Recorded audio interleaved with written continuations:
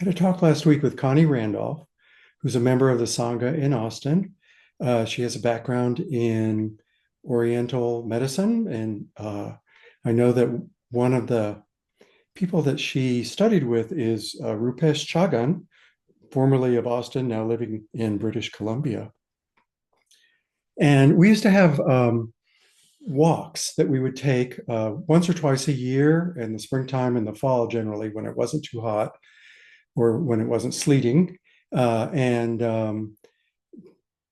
Rupesh often would lead us in exercises at the beginning of the walk that would kind of awaken us to our senses. And I just was reflecting a couple of weeks ago on the fact that we treat most of what happens in our body as just background noise, unless it rises to the level of something irritating or even the irritating things we treat, we can push them away without paying much attention to them. So I loved that Rupesh used to offer these exercises that, as I say, would kind of awaken our senses, help us feel our feet, help us feel our knees and elbows and our joints and those sorts of things, and invite ourselves into a more direct experience of it. And with that prelude, I want to say that I talked to Connie a couple of weeks ago about a very lovely exercise that she had led during one of the Wednesday evening sessions.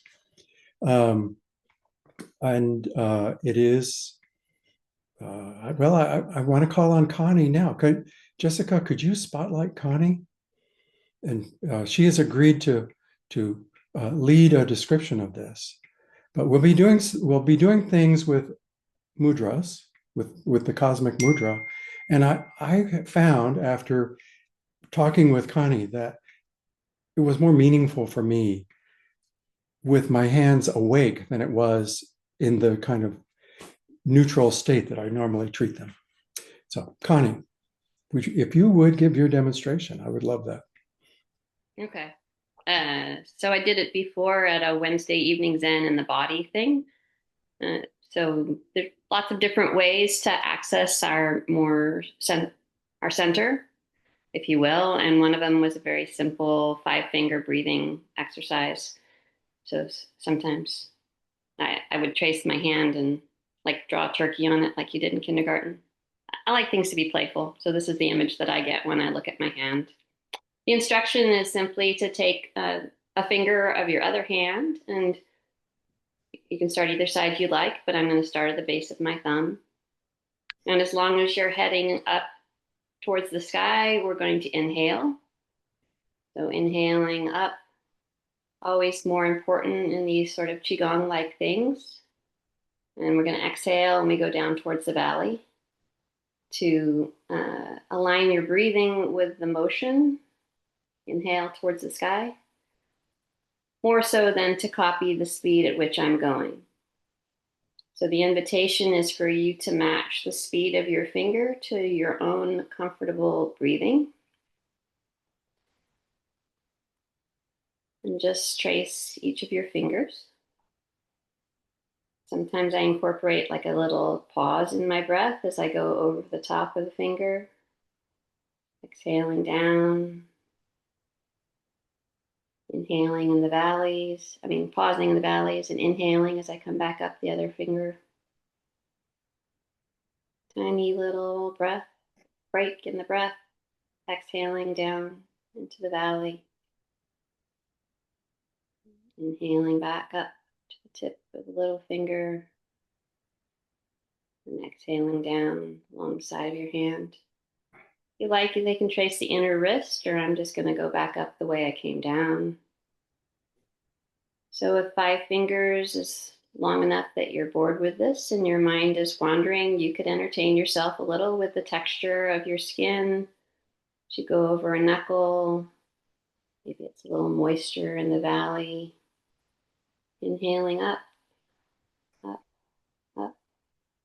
Little tiny micro pause. Exhaling down, down the valley. Inhaling up, up.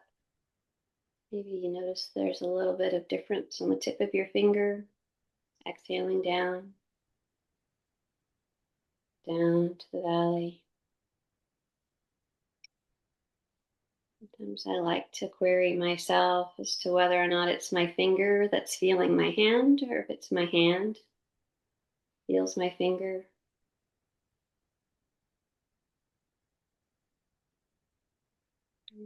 Final inhale up to the top, feeling your own thumbprint there, back down to your wrist.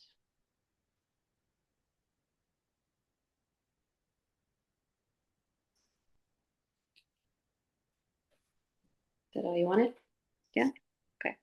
Thank you, Connie, so much. I hope it has the effect for everyone that it has for me of awakening. So, Connie, um, I'm going to invite everybody to sit now let's sit until 5 minutes until the top of the hour. And I'm actually going to switch and read something from Blanche Hartman at this point while we are sitting. Again, a kind of guided meditation. But before I do that, let me again thank all the folks who are here today who help with Appamada, and particular thanks to Trudy and Josh, who led such beautiful inquiry sessions in the last few weeks. Okay, so if you will, here are some instructions for sitting that involve, toward the end, the cosmic mudra. So Blanche Hartman says, we sit down, we arrange our legs and robes, we get our base arranged, and then we lift up through our spine all the way through the crown of our head. Suzuki Roshi said it's sort of like holding up the sky with the crown of your head. And you let your head be level. You don't want your chin up in the air. You want it level, and you want to bring it back so that the weight of the head is resting on the spine. So it's this kind of motion, your head staying level, but moving back so that its weight is supported by your spine. In Dogen Zenji's Fukan Zazengi, the instructions for sitting Zazen, that's what he means by saying ears over shoulders, that your head is back so that it is over your shoulders. Getting that right was a very important moment for me because it cured a lot of low back pain and mid-level back pain that I was having because those muscles that hold your head up when it's out in front get tired. Once you have your legs and your base arranged, you also want to, as Dogen Zenji says in Fukan Zazengi, rock your body right and left. Give yourself a little stretch, your side and neck, and then come to the middle where you're upright and you're not leaning in either direction. You also want to do that forward and back. When you do get yourself so that you're not leaning in any direction and your weight is going straight down through your sitting bones into the earth, then all of your muscles around your lungs can be soft and you can have much more spaciousness for breath because the musculature around your lungs is not tight. Often, when I find that balance point, there will be an automatic inhale that will happen, just because the lungs will expand when the muscles around it are not tight. Then you arrange your mudra as well. As Suzuki Roshi once said, your mudra should be sitting zazen too. Your toes are sitting zazen. Your ears are sitting zazen. All of you is sitting zazen. And it's okay to rest your wrists on your thigh in the mudra, but it wants to be nice and open. It doesn't want to collapse and be closed. And for anyone unfamiliar with it, you place the fingers of your left hand into the palm of your right hand, and you're holding it over your hara, as they say in Japan. And your fingertips are lightly touching, as if you had a piece of paper resting between them.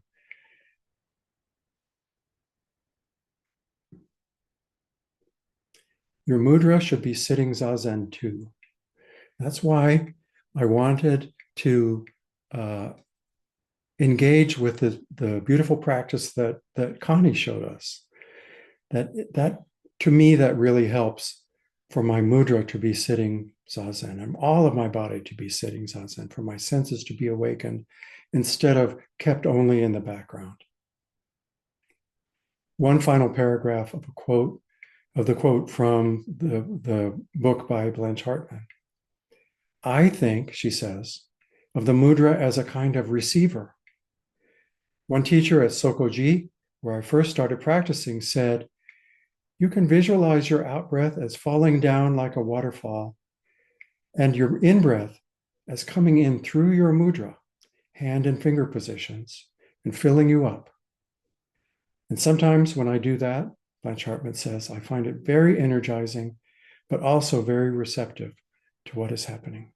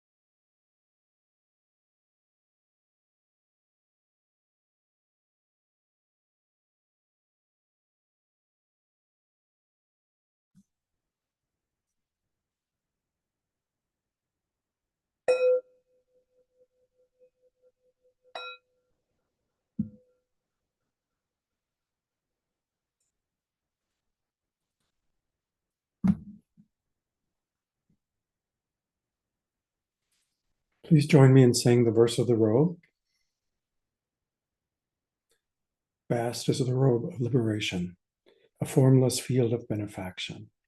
Wearing the universal teaching, I realize the one true nature, thus harmonizing all being. Vast is the robe of liberation, a formless field of benefaction. Wearing the universal teaching, I realize the one true nature, thus harmonizing all being. Vast is the robe of liberation, a formless field of benefaction. Wearing the universal teaching, I realize the one true nature, thus harmonizing all being.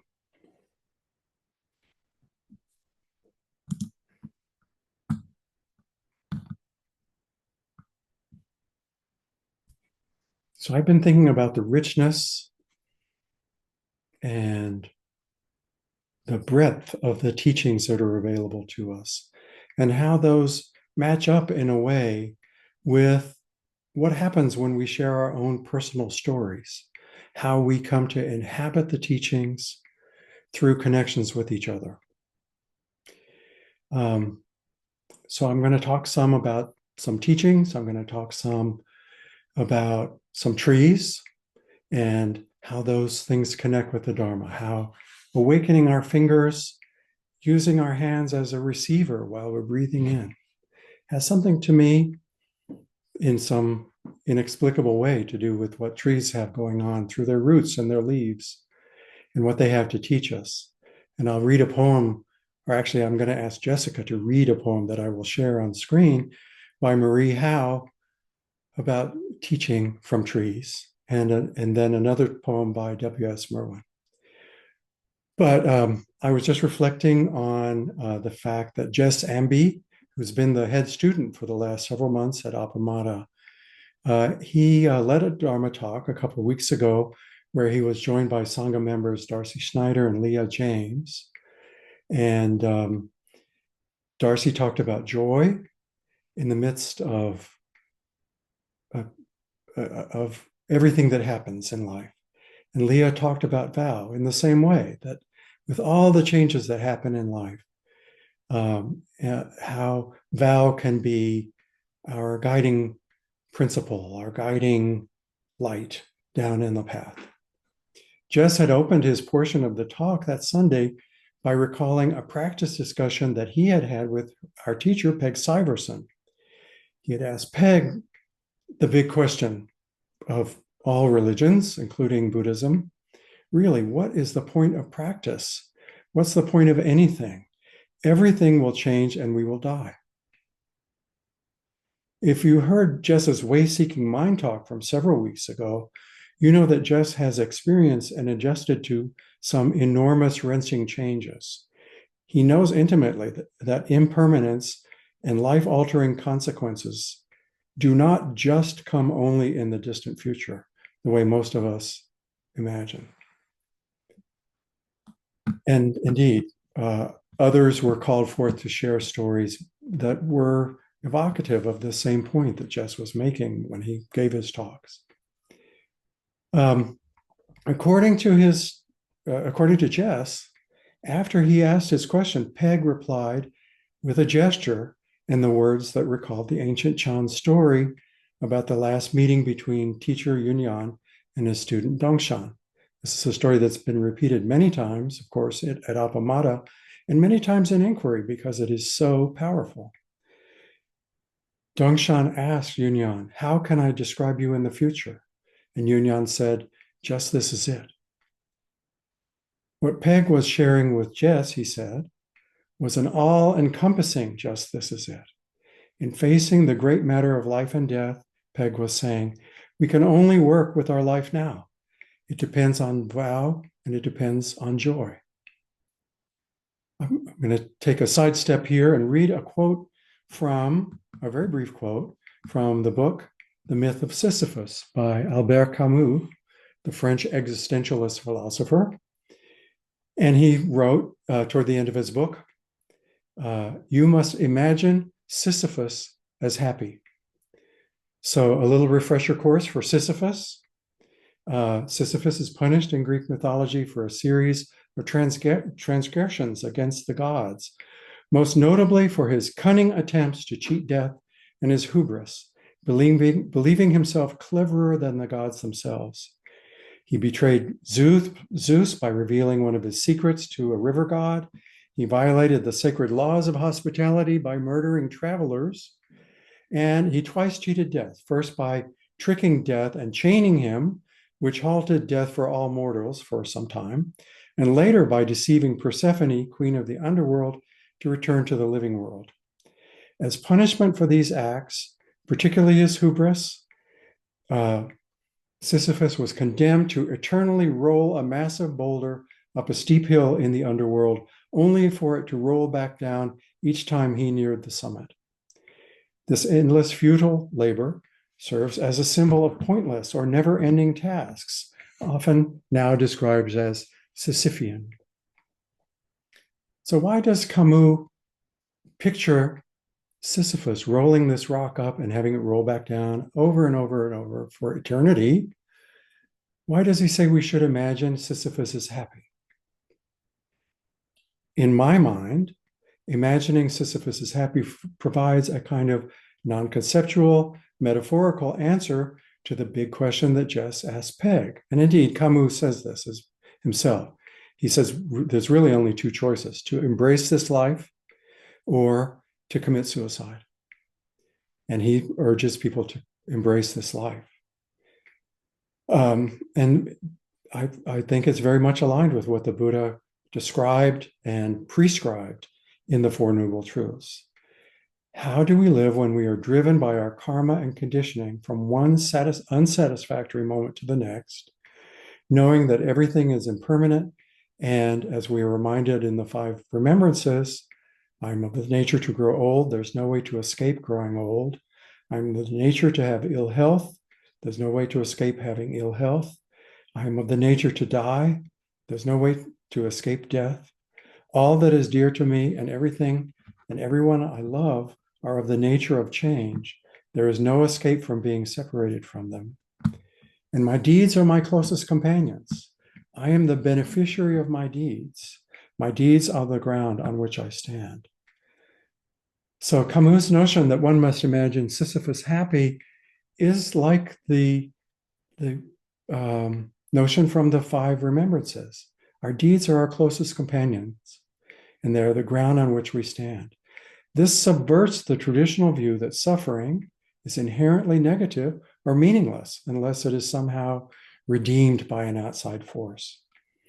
Instead, it suggests that by accepting and embracing what Camus calls the absurd, this quality of human life, and as Jess's honest question about what's the point, embracing those things, individuals can find freedom, resilience, joy.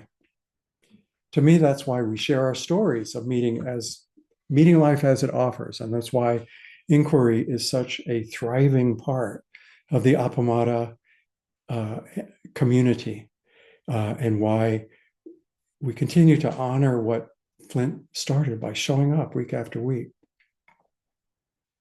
So another sidestep here, I'm going to share some poems about trees. And I hope that they evoke something for you that connects in a non-conceptual way with what I've been trying to talk about before. And give me a moment to share the screen.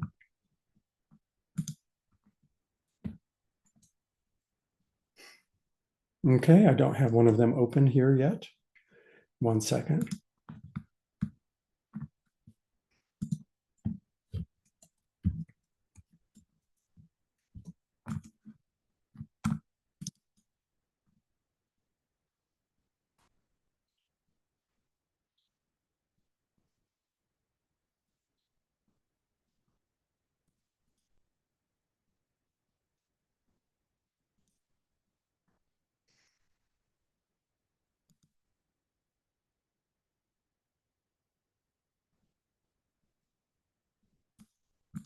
Okay, I hope that's visible now.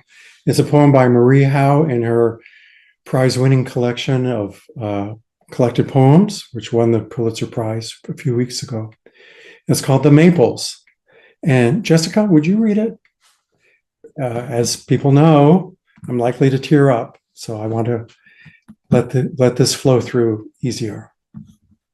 Absolutely, Joel. Thank you. Marie Howe, The Maples. I asked the stand of maples behind the house, how should I live my life? They said, shh. How should I live? I asked, and the leaves seemed to ripple and gleam. A bird called from a branch in its own tongue, and from a branch across the yard, another bird answered. A squirrel scrambled up a trunk, then along the length of a branch.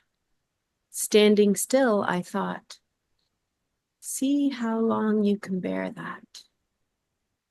Try to stand still, if only for a few moments, drinking light, breathing.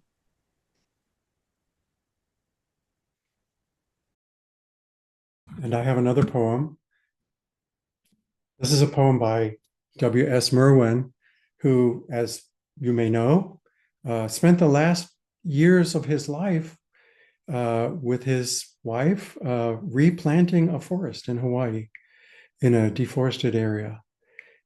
He wrote the most beautiful poem about a tree ever, unchopping a tree. And here's his poem called Place. Jessica, would you read that? W.S. Merwin, Place. On the last day of the world, I would want to plant a tree. What for? Not for the fruit. Maybe I should say, what for? Not for the fruit. The tree that bears the fruit is not the one that was planted. I want the tree that stands in the earth for the first time, with the sun already going down and the water touching its roots.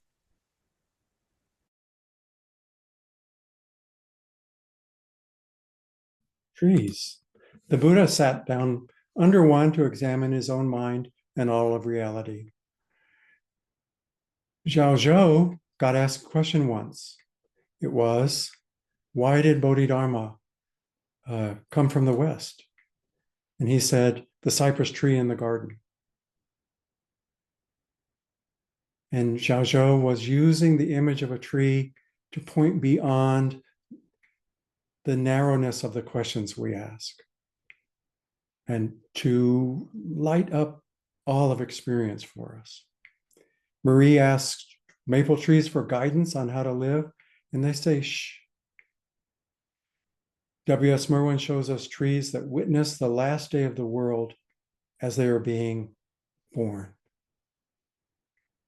Can we be happy while we push the boulder of life up the hill, knowing it will roll down again, knowing that we will lose everything and everyone we care for? I think back to Blanche Hartman's teacher telling her to think of her mudra as a receiver. And again, in this part of my mind that combines things, I think, what does a tree receive through its root? What does it receive through its leaves? What can we be receiving in a moment of mindful care that is without words? What can we not receive? And finally, I have one final koan here that I made up. Why did Peg Syverson start Appamada, the catalpa tree in the alleyway? No, I've got a picture of that catalpa tree that I want to share here. Let me do that quickly.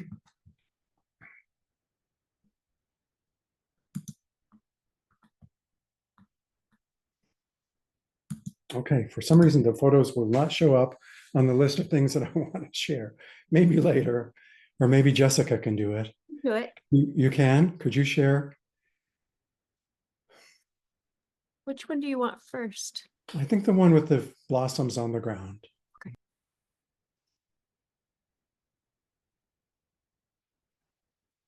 And then the one with the blossoms in the tree.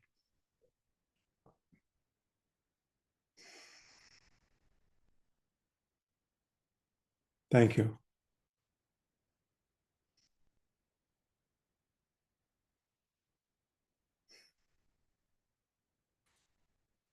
With that, I conclude my remarks, and I invite people to come forward with the stories that link us together, that help us in the way that we know now that trees share resources and share information through their roots and through the changes in the hormones and the other materials that they release through their leaves. But we get to use words.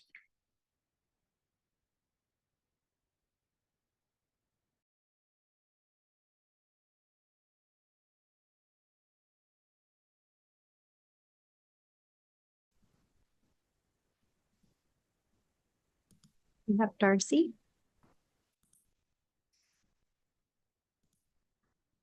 Darcy, welcome. Joel, I of all your many wonderful Dharma talks, this may be my most favorite.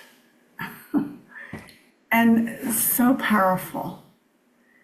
And it's so simple, but because we are humans that have words, it's so difficult to let wisdom come through us and to us without words, you know? And, like Marie Howe says, to get that still, can we bear it? To be that still and wordless is just beautiful. The whole thing, how you wove it all together. I really appreciate it, and I wanted you to know that. I usually start my mornings this time of year sitting on my porch, and it just really reminded me of being with the really big pecan tree that's right there, and the birds who are at the feeders, and it's just in my experience of so often not having words to convey what I'm trying to with others. So it's profound. Thank you, Joel, so Thank you, much. Darcy. Thank you. Yeah. Hi, Becky. Welcome. Hello. Joel, I agree with Darcy. You gathered together so many different ways of seeing, feeling, being with, and their relationships that are so many we can't imagine them.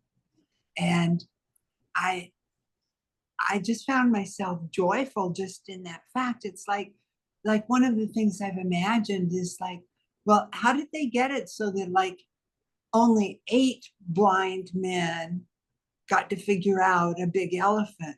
And look at this, we have 10,000 perceptions that you've let go into the world now. And it's really very exciting and it was beautiful. I just feel that's all that is beautiful, because it's freedom. It's like many of the things that are about our practice are woven so beautifully. And I'm glad to have the experience of being through what you invited. Thank you. Thank you. Thank you. And I will say, those are each of the things that you point to and that I shared. I'm very grateful for your response.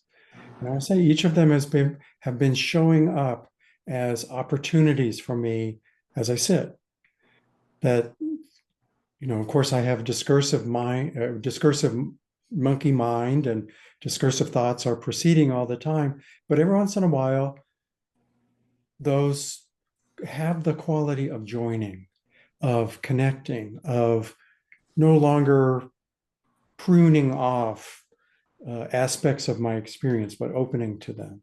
And that's what I was hoping to be able to point to here. So it's a joy for me to be able to start from my experience and to have something to share. Yes.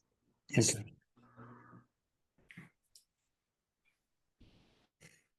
Hi, Jess.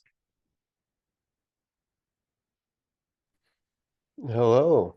Oh, hello. Hi. Uh, I have a bit of a respiratory infection today that came about the day after the exit ceremony. Hmm. Uh, but then it allowed me to be here and listen to this, which I never would have been able to otherwise, um, being off work. So I appreciate that. And I remember. Yeah, I didn't warn you that I was going to talk about you so much, but No, I didn't know. I yeah. was sick and I'm like, okay, now I can. Rosemary was talking about inquiry yesterday to me. I was like, all right. And here we are. And I remember, when I was talking to Peg, I was like, what is the purpose of life? It kind of felt that heavy. And just because of all these so at the time I had this concussion and, we go through all these years of school and then, we see our teachers, like our Zen teachers, and they're so sharp and, have all these beautiful words to share. And I'm like, oh man, like if it can be like that, where everything can change, like, so it sort of was softening all these beliefs that I held, like deep beliefs that, you do this and then you'll reach that and then you'll reach that. And when she said, it's just this, it's just this, I was like, there was a sadness about it, like just this, but then also this great liberation and relief, Hmm. So I love like the case I mentioned on Sunday. It ends with like it says Joshu says, Joshu was suddenly enlightened, and then in the Mumon's commentary, it reads like, well, it took 30 years after that for him to like continue to fully realize whatever it was.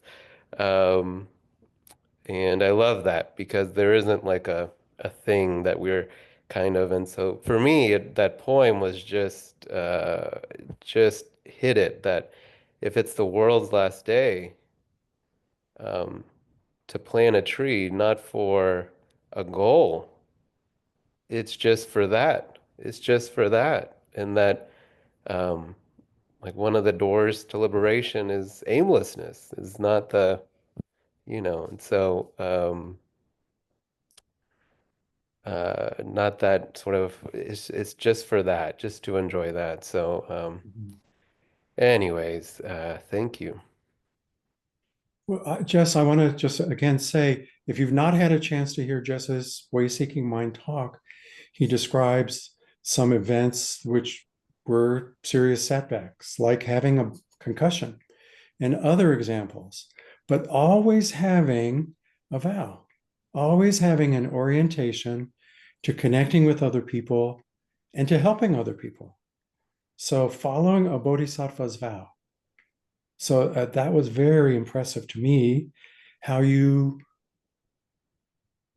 chose the steps that you chose to align with your vow despite major setbacks, major disruptions of plans that you had laid over many years. And what a great model that is. Justice Peck is a great model by her generosity, by turning over her house to be the home for her sitting group, and so many others within our Sangha exhibit generosity and persistence and other qualities that end up making our life worth living. Yeah, we have to push the rock up the hill, and maybe things are going to change on us just like that. But we can still choose in any given moment how our deeds are going to be our closest companions. How we Yeah. can bring energy and be guided by our vows, So that's why I appreciated your teaching so much as head student. Yeah, thank you. Yeah, like our actions are only belongings, and uh I would say like kind of through um whatever adversities, I think it's like the just trying to understand reality as it is. Like, why this? What's this? And our practice just it allows for so much of that, like Mhm. all of that. So like life as it is, the only teacher. It's like each time there's sort of a something hits, something you don't expect, it's like there's an opportunity for an opening. Um, and it can suck. So both can be true. Mhm. But yeah, thank you. Okay, Jess.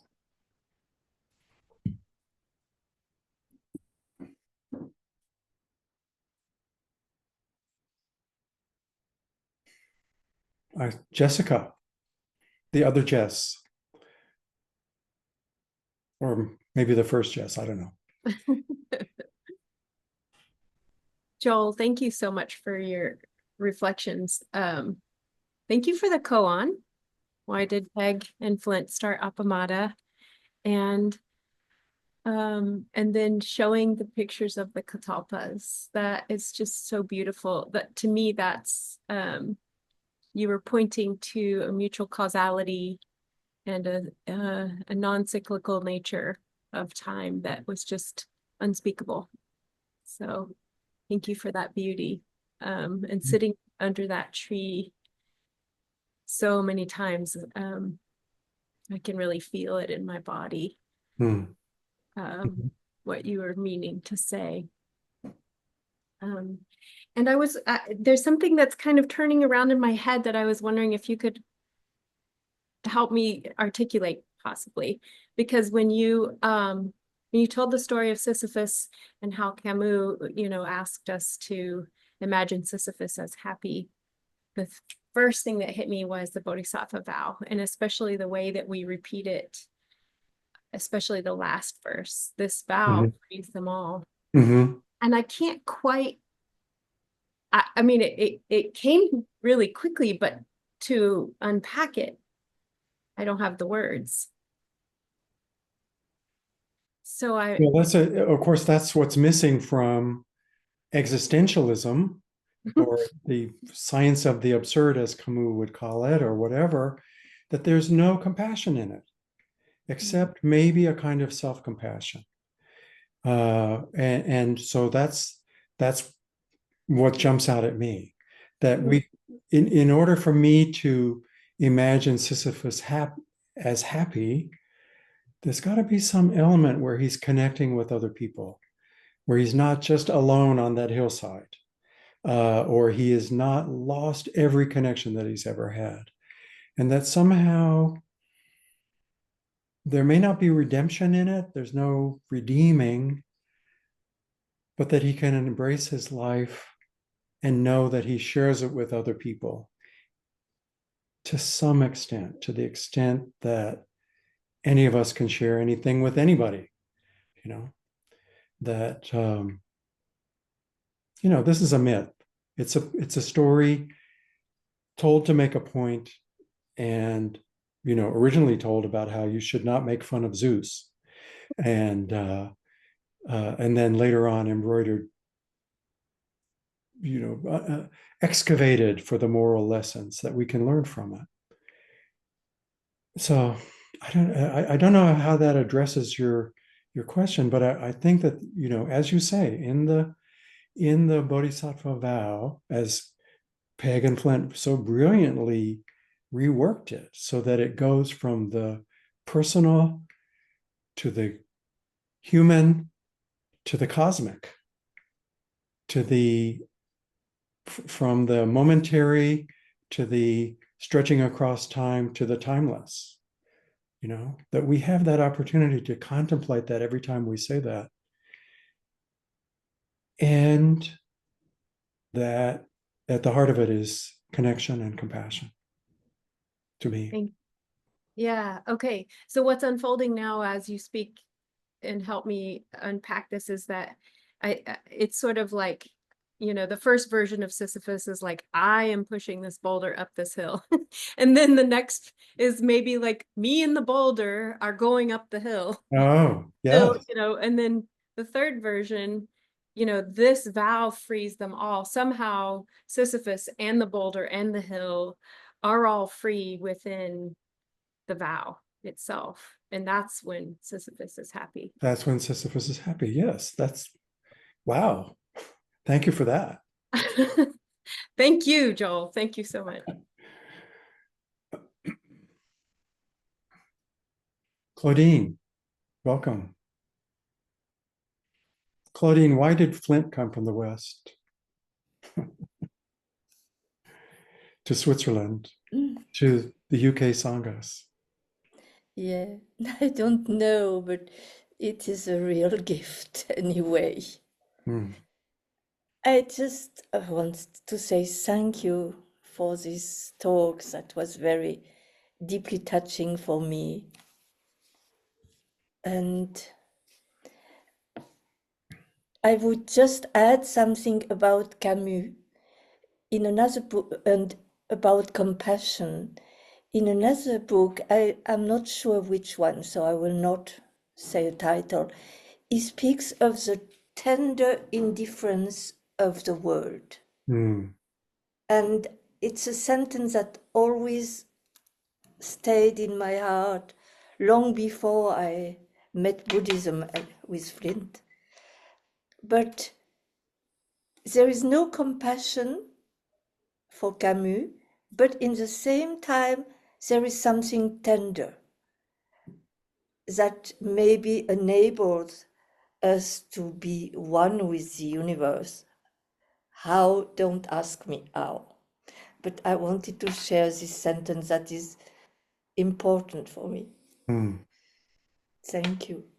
Thank you, Claudine. That's a good reminder. I recently reread a book that I'd read a long time ago by an astronomer, astrophysicist called Just Six Numbers. I think I may have mentioned it here, in which the astronomer, a British astronomer whose name I'm blanking on right now, points out that if the universe were arranged in slightly different ways, if protons did not attract each other in precisely the way they do relative to the force of gravity, that the universe could never have existed in its current form. And he goes on with 5 other numbers about relationships of universal forces that indicate that the universe is fine-tuned for life, that it is tender. The universe is tender for life and creates opportunities for life at the molecular level that then emerge into organisms and organisms into intelligence. And the universe has no regard for any one being. Life matters to the universe, apparently, from the structure of it. But all of us are on our own with regard to the forces of nature, of biology, of all the things that happen to us. So there is indifference and tenderness all at the same time. That shows up in the ruminations of astronomers. So, thank you, Claudine. Lisa?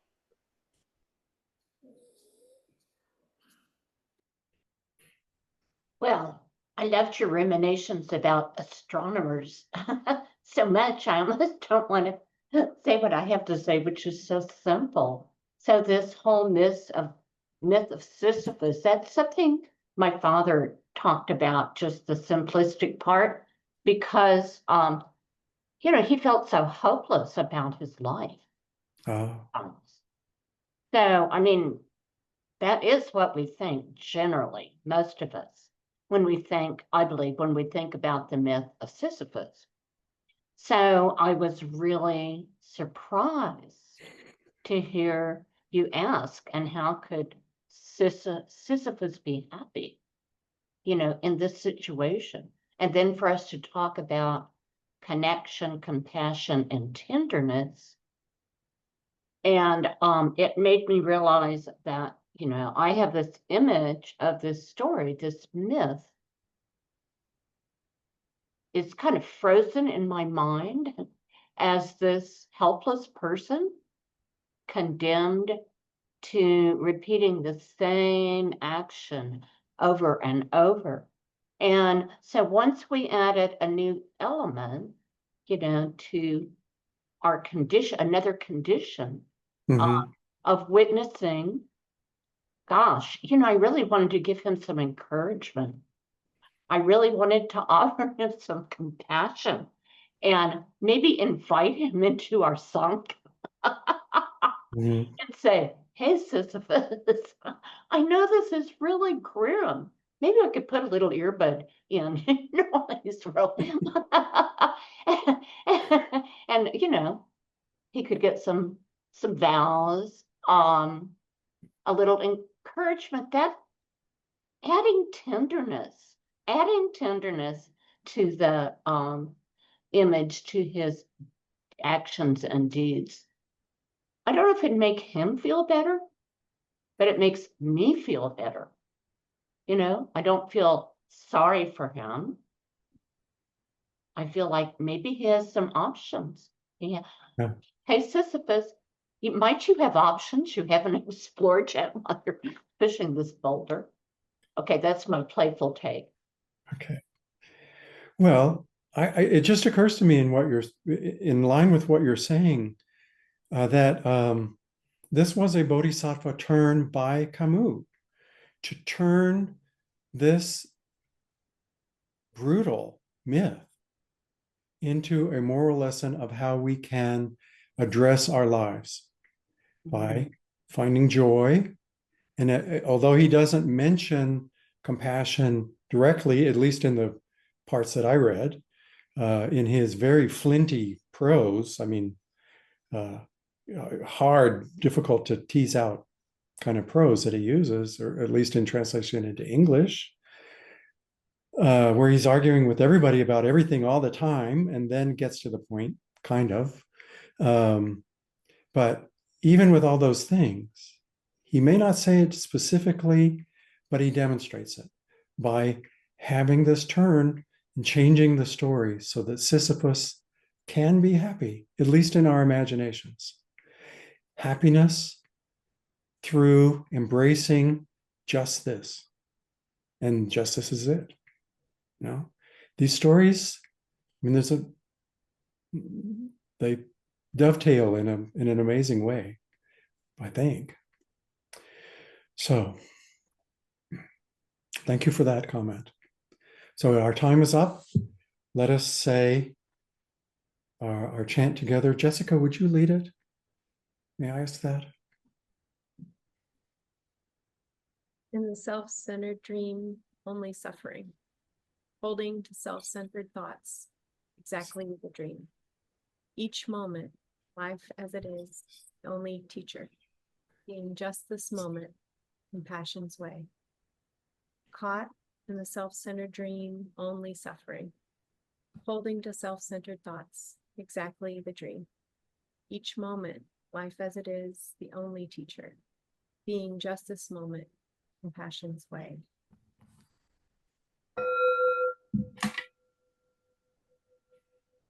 I thank you, Jessica, and all who joined us today. And thank you so much for everyone who came forward and shared what you did.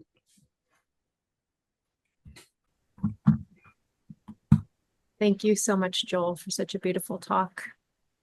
Appamada's programs and facilities are supported through your generosity, and your support makes a huge difference.